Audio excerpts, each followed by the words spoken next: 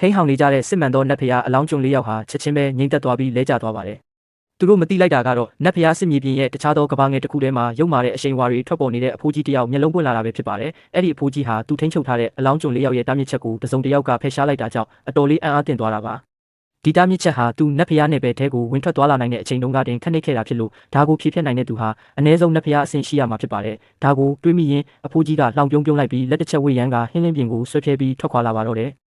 တင်ကတော့ဝိညာဉ်ကျုံနောင်ရငရဲအစီရင်ရှိတဲ့နေရာကနေဟင်းလင်းပြင်ကိုအေးအေးဆေးဆေးကြည့်နေမိပါတယ်တင်ဟာဒီထိန်းချုပ်သူကိုဒီနေရာကိုရောက်လာအောင်တမင်တကာများခေါ်ဖို့အတွက်ခုနကတားမြစ်ချက်တွေကိုဖယ်ရှားလိုက်တာလေ။နဂါးချုံနဲ့ရွှေရောင်နွားကြီးကတစ်ဖက်လူရဲ့အရှိန်အဝါကိုအာယုံခံမိပြီးရေမော်လိုက်ရင်ဒီကောင်ကိုတော့ကျွန်တော်ကိုပဲလွတ်ထားလိုက်ပါလို့ဆိုပါတယ်။တင်ကသူ့ကိုအရှင်ချန်ထားဦးညှဉ်းပန်းနှိပ်စက်ရင်းနဲ့အသက်မထွက်သွားစေနဲ့ဦးလို့မှားလိုက်တဲ့အခါစိတ်ချပါတခင်။သူအလွယ်တကူသေးမသွားစေရပါဘူးလို့နွားကြီးကပြန်ဖြေပါတယ်။နဂါးချုံနဲ့ရွှေရောင်နွားကြီးစကားပြောလို့မဆုံးသေးခင်မှာတင်ကောင်းကင်ယံမှာလူရိပ်တစ်ခုပေါ်လာပါတယ်အဲ့ဒါကတော့အပြေးလွှားရောက်လာတဲ့အဖိုးကြီးပါပဲသူကတင့်စီမှာနတ်ဖျားစွမ်းအားတွေဒါမှမဟုတ်အတွင်းအားတွေလုံးဝမရှိတာကိုတွေးလိုက်ရတဲ့အခါအံ့ဩသွားပါတယ်စစ်မှန်သောနတ်ဖျားအလဲလက်အဆင့်ပဲမစိုးပါဘူးဒါပေမဲ့မင်းကဘလို့နတ်ဖျားအဆင့်တန်းမျိုးလဲဆိုတာတော့ငါမသိဘူးလို့နွားကြီးကပြောလိုက်တဲ့အခါအဖိုးကြီးဝူမိုးဟာအလွန်မင်းတုန်လှုပ်သွားပါတယ်ဒီနွားကသူ့ရဲ့ကျင့်စဉ်အဆင့်ကိုအကဲခတ်နိုင်နေတာကိုမင်းတို့ကဘသူတွေလဲတင်ကဘာမှပြန်မပြောပါဘူးနဂါးဂျိုနဲ့ရွှေရောင်နွားကြီးဟာလေထဲကိုပြန်တက်သွားပြီးသပင်ဖြူဖိုးကြီးဝူမိုစီကိုဖြည်းဖြည်းချင်းရှောက်သွားပါတယ်အဲ့ဒီနောက်နွားကြီးကသူ့ရဲ့ခြေထောက်ကိုမြှောက်ပြီးဝူမိုစီကိုကန်ချက်တစ်ချက်ထိုးနှက်လိုက်ပါတယ်ဒါကိုမြင်တော့ဝူမိုကလည်းလက်နှစ်ဖက်ကိုရှေ့ကိုတွန်းထုတ်လိုက်ပြီးကြောက်မက်ဖွယ်ကောင်းတဲ့တစေစွမ်းရည်တွေကိုပင်လယ်လိုင်းလုံးကြီးတွေလိုထုတ်လွှတ်လိုက်ပါတယ်အဲ့ဒီစွမ်းရည်တွေဟာချက်ချင်းပဲမိစ္ဆာဝိညာဉ်ပေါင်းတွေသူညအဖြစ်ပြောင်းလဲသွားပြီးရွှေရောင်နွားကြီးစီကိုအုံကနေပြေးဝင်သွားပါတော့တယ်ဒါပေမဲ့ရွှေရောင်နွားကြီးကတော့အဲ့ဒီမိစ္ဆာဝိညာဉ်တွေကိုလက်တောင်မကြည့်ပါဘူးသူကရှေ့ကိုခက်တီတီပဲကန်ထုတ်လိုက်တဲ့အခါနေမင်းကြီးပောက်ကွဲထွက်လာတယ်လို့မျိုးရွှေရောင်လင်းတန်းတန်းပေါင်းများစွာပွင့်ထွက်လာပါတယ်မျက်တောင်တစ်ခတ်တွင်းမှာတင်မိစ္ဆာဝိညာဉ်တူညစလုံးဟာရွှေရောင်လင်းတွေရဲ့ထိုးပေါက်ခြင်းကိုခံလိုက်ရပြီးဝူမိုဟာလည်းအဝေးကအေယာမကြောက်ဆောင်ကြီးကိုအရှိန်နဲ့တွားဆောင်ကလွင့်စင်သွားပါတော့တယ်ဝူမိုဟာရွှေရောင်နွားကြီးကိုမယုံနိုင်စရာကောင်းတော့အောင်ထိတ်လန့်တကြားနဲ့စိုက်ကြည့်နေမိတဲ့စစ်မှန်သောနတ်ဖျားအလဲလက်အဆင့်ဖြစ်တဲ့သူဟာဒီနွားကိုပြန်တိုက်ဖို့နေနေသားခုခံဖို့တောင်အင်အားမရှိခဲ့တာကိုသူဟာဒီလိုဖြစ်လာလိမ့်မယ်လို့မထင်ထားခဲ့ပဲဒီနွားကိုငါမနိုင်ပေမဲ့တွေးသားနဲ့တိဆောက်ထားတဲ့ဒီတာမန်လူသားကိုတော့ငါတတ်နိုင်မှာပေါ့လို့တွေးပြီးမိခိုးရောင်လင်းတဲ့အဖြစ်ပြောင်းလဲကတင့်စီကိုအညိုတကြီးပြေးဝင်လာပါတယ်ဒါပေမဲ့ဝူမိုတင့်ကိုထိခါနီးမှာပဲတင်ကသူ့ကိုတစ်ချက်ပဲကြည့်လိုက်ပါတယ်အဲ့ဒီခါမှာတော့ကိုးစင်သောဘေးဒုက္ခမိုးကျိုးတွေထက်အစာပေါင်းတစ်ထောင်မကပြင်းထန်တဲ့ဆွမ်းအားကြီးဟာသူ့ကိုရိုက်ခတ်သွားပါတော့တယ်ဝူမိုဟာတကိုယ်လုံးတောင့်တင်းသွားပြီးကောင်းကင်ယံကနေမြေပြင်ပေါ်ကိုကြီးစံလိုထိုးဆင်းသွားကချိုင်းခွက်ကြီးထဲမှာနှိမ့်ဝင်သွားပါတယ်သူ့ရဲ့ဝိညာဉ်တော်အပိုင်းပိုင်းကွဲကြေသွားတယ်လို့ခံစားလိုက်ရတာပါဝူမိုဟာတင့်ကိုထိတ်လန့်တကြားနဲ့ပြုကြည့်ရင်လူငယ်လေးမင်းကဟိုရွှေရောင်နွားထက်တောင်ပိုပြီးကြောက်စရာကောင်းပါလာ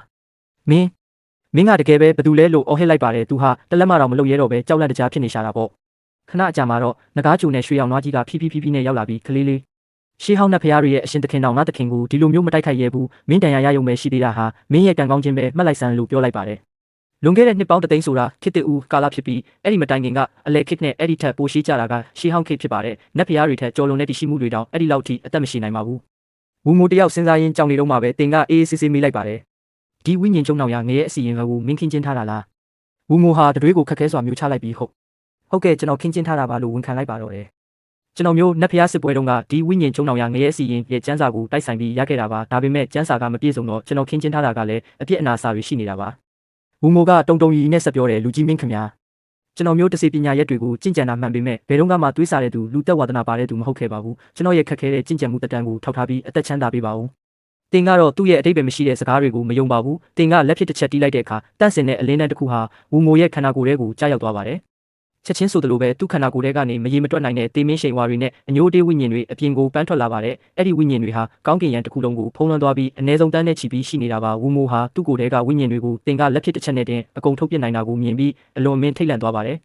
သူဟာချက်ချင်းပဲကျင့်စဉ်တစ်ခုကိုတုံးပြီးတေမင်းရှိန်ဝါတွေဖြစ်ပြောင်းလဲကဟင်းလင်းပြင်းတွေကိုထွက်ပြေးဖို့ကြိုးစားပါတယ်ဒါပေမဲ့နဂါးဂျုံနဲ့ရွှေရောင်နွားကြီးကရေမောလိုက်ရင်ခေါင်းကိုမော့ကဟိန်းဟောင်လိုက်တဲ့အခါတလောကလုံးတုံခါသွားပြီးဝူမိုထွက်ပြေးနေတဲ့ဟင်းလင်းပြင်းဟာလည်းပြိုကျသွားပါတော့တယ်ဝူမိုဟာဟင်းလင်းပြင်ထဲကနေမြေပြင်ပေါ်ကိုဖုံလဲကျလာတဲ့တင်ကတေလူမျိုးပါဖြစ်နေတဲ့ဝူမိုကိုလှမ်းဖက်လိုက်ပြီးသူ့ရဲ့ဝိညာဉ်ကိုရှာဖွေတဲ့ကျင့်စဉ်ကိုတုံးလိုက်ပါတယ်တင်ဟာတန့်စင်သောတောအုပ် Sacred Forest ထဲမှာအကြာကြီးနေခဲ့တာဖြစ်လို့အခုလက်ရှိဟန်ယွမ်ကဘာရဲ့အခြေအနေကိုမသိတာကြောင့်ဝူမိုရဲ့မှတ်ဉာဏ်တွေကိုစူးစမ်းဖို့ဆုံးဖြတ်လိုက်တာပါဝူမိုကတခုခုပြောဖို့စူးစမ်းနေတော့မှပဲတင်ကလက်ကိုအသာအရာဝေးရမ်းလိုက်တဲ့အခါဟင်းလင်းပြင်ထဲကနေခရမ်းရောင်လျက်စီးတန်းကြီးတစ်ခုကျဆင်းလာပြီးသူ့ကိုအဆုံးစီရင်လိုက်ပါတော့တယ်ခရမ်းရောင်လျက်စီးတန်းကိုမြင်လိုက်ရတဲ့အခါဝူမိုရဲ့မျက်နှာဟာအလွန်မင်းပြည့်ယွင်းသွားပါတယ်ဒါကတကယ်ပဲဟင်းလင်းပြင်ဟာလားဟင်းမိုးကြိုးပဲဒီလူငယ်ကတကယ်ပဲရှေးဟောင်းမိစ္ဆာအိုကြီးတယောက်လားသူဘာမှစဉ်းစားလို့မရခင်မှာတင်အဲ့ဒီမိုးကြိုးဟာဝူမိုကိုအညှိုးတကြီးရိုက်ခတ်လိုက်ပါတယ်ချက်ချင်းဆိုသလိုပဲသူ့ရဲ့အမြင်အာရုံတွေမှောင်တိကျသွားပြီးဝိညာဉ်မှာခြေဖြတ်ခံလိုက်ရပါတော့တယ်အဲ့ဒီနောက်တင်ကဝူမိုရဲ့ကြံရှိနေတဲ့အသက်အားလုံးကိုခုနကစစ်မှန်သောနတ်ဖျားအလောင်းကျွန်း၄ယောက်ထဲကိုထည့်သွင်းပေးလိုက်ပါတယ် နတ်ဖျားဆွမ်းအားတွေရဲ့ပံ့ပိုးမှုကြောင့်အဲ့ဒီအလောင်းကျုံ၄ယောက်ဟာခဏချင်းမှတင်တာမန်လူတွေတိုင်းပြန်လဲပြောင်းလဲသွားကြပါတယ်။တင်ကဟင်းလင်းပြင်းတွေကိုတစ်ချက်လမ်းဖက်လိုက်တဲ့အခါအေယာမဝဲကရက်ကြီးတစ်ခုပေါ်လာပြီးသူတို့ရဲ့ဝိညာဉ်တွေကိုခန္ဓာကိုယ်ထဲပြန်လဲဆွဲသွင်းပေးလိုက်ပါတယ်။အခုဆိုရင်သူတို့ဟာနတ်ဖျားအမျိုးတွေမရှိသေးတာကလွယ်ရင်အရင်ကထက်တောင်ပုံမအစွမ်းထက်တဲ့စစ်မှန်သောနတ်ဖျားတိုက်ခိုက်ရေးစွမ်းရည်တွေကိုပြန်လဲရရှိသွားကြပါပြီ။အဲ့ဒီနောက်တင်တဲ့ငကားချိုနဲ့ရွှေရောင်နွားကြီးတို့ဟာအဲ့ဒီကဘာငယ်တွေကနေထွက်ခွာခဲ့ကြပါတယ်။မထွက်ခွာခင်မှာနွားကြီးကိုဝိညာဉ်ကျုံနောင်ရငရဲအစီရင်ရဲ့ရပလင်ကိုဖျက်ဆီးခိုင်းလိုက်ပါတယ်။ပြီးနောက်တင်တို့ဟာဝူမိုရဲ့ကျင့်ကြံရာဂူတင်ချိုင်းစီကိုတွားရောက်ပြီးလူစုဆောင်ထားတဲ့အဖိုးတန်ပစ္စည်းအလုံးကိုတင်ရဲ့အတွင်းကဘာထဲတင်စီကနွားလဲနဲ့ခီးဆက်ခဲ့ပါတယ်။အခုတော့တင်ရှိမှာလမ်းပြပေးမဲ့စစ်မှန်သောနတ်ဖျား၄ယောက်ရှိနေပြီဖြစ်လို့လမ်းမှာတွေ့သမျှဝိညာဉ်ဆုံးတွေနဲ့အလောင်းကောင်တွေဟာပြဿနာမဟုတ်တော့ပါဘူး။နွားကြီးအပါဝင်သူတို့၅ယောက်ဟာရန်သူမှန်သမျှကိုအလွယ်တကူပဲအမှုန့်ချသွားကြပါတယ်။ညမောင်လာတဲ့အခါစစ်မြေပြင်မှာလေပြင်းတွေပြင်းထန်စွာတိုက်ခတ်နေတာကြောင့်တင်ဟာရှေ့ကခြံဝန်းတစ်ခုမှာအနားယူဖို့ဆုံးဖြတ်လိုက်ပါတယ်။တင်တို့မသိလိုက်တာကတော့အဲ့ဒီခြံဝန်းနဲ့မနီးမဝေးမှာလူရိတ်နှစ်ခုပေါ်လာတာပါပဲ။အဲ့ဒါကတော့အဖိုးကြီးတစ်ယောက်နဲ့ချုံမောလှပတဲ့အမျိုးသမီးတစ်ယောက်ပါ။ဆရာဒီစစ်မြေပြင်ရဲ့တေမင်းရှိန်ဝါတွေကတော်တော်လေးထူထပ်တာပဲနော်လို့အမျိုးသမီးလေးကပြောလိုက်ပါတော့တယ်။တကယ်ကိုဖီနစ်တစ်ပင်ရှိနေတာပဲ။တည်င်းကအမှန်ဖြစ်ပုံရတဲ့ရှေ့မှာခြံဝန်းတစ်ခုရှိတယ်။အဲ့ဒီမှာပဲခဏဝင်လာပြီးမနှက်ဖြန်ကြမှာဘာဆက်လုပ်မလဲကြည့်ကြတာပေါ့။သူတို့နှစ်ယောက်ခြံဝန်းထဲကိုရောက်လာတဲ့အခါမြင်လိုက်ရတဲ့မြင်ကွင်းကြောင့်အားအသင့်သွားကြပါတယ်ဒီလိုလူသူကင်းမဲ့တဲ့နတ်ဖျားစစ်မြေပြင်မှာတခြားလူတွေရှိနေလိမ့်မယ်လို့သူတို့လုံးဝမထင်ထားခဲ့တာကိုအဖိုးကြီးရဲ့အကြီးကတင်းစီမှာရက်တန့်သွားပြီးရိုရိုတေတေနဲ့ဥညွတ်နှုတ်ဆက်လိုက်တယ်ကျွန်တော်တို့ကဒီနားကနေဖြတ်သွားရင်းနဲ့ပါဒီညတော့ဒီခြံဝန်းမှာပဲခဏနားပရစီလူကြီးမင်းတို့ကိုအနှောက်အယှက်မဖြစ်စေချင်ပါဘူးဒါကိုမြင်တော့တင်ကပြုံးလိုက်ပြီးရပါတယ်ကျွန်တော်တို့လည်းဝိုင်းတောက်နေကြတာပဲလို့ပြောရင်းဝိုင်းအိုးနှလုံးကိုလှမ်းပေးလိုက်ပါတယ်ဒီဝိုင်းကကျွန်တော်အားလက်ချိန်မှာကိုယ်တိုင်ချက်ထားတာပါအဖိုးတန်နဲ့ပါဝင်ပစ္စည်းတွေတိတ်မပါပေမဲ့အရသာကတော့တော်တော်လေးကောင်းပါတယ်